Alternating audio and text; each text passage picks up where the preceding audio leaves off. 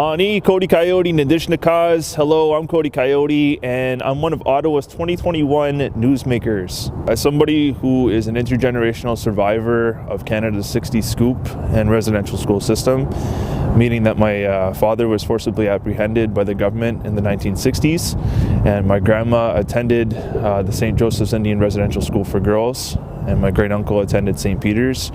I felt that it was that time to make that journey for myself and to go and look this evil in the eye that took my family members away from my home community. And going into it, knowing that I heard stories that Indigenous children died at these institutions, I felt that, head on when I walked into the remains of that residential school where my grandma was taken to. And I just felt overwhelmed, right? Like going into that, feeling the atmosphere, seeing it for what it was. It was just really, really difficult to try and manifest that all together. The response is like people said it was brave of me to put the video up, and they formed a certain opinion around it. But the reality is I wanted people to see, what I was going through in that moment and see it for what it is. Like this is something that's affected me in my own personal walk, and it took me 25 years to meet my family, and I know that that I'm only one of many. My hope with it is that people will feel that it's okay to be vulnerable and to share their truth and to not hold back.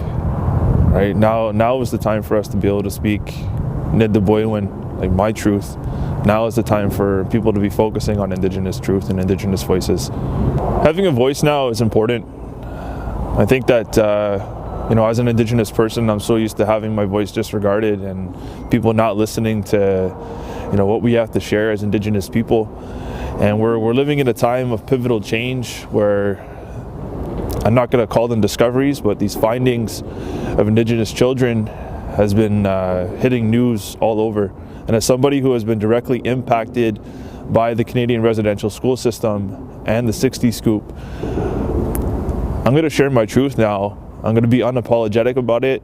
And if people feel uncomfortable about what I'm sharing, I often ask them, like, what are you going to do with that discomfort? Now that you're facing the truth and the truth has been handed to you, what are you going to do with that truth? Are you going to be silent about it, or are you actually going to share about it and try to amplify the voices of those who have been impacted by these acts of genocide conducted by the government of Canada and the church?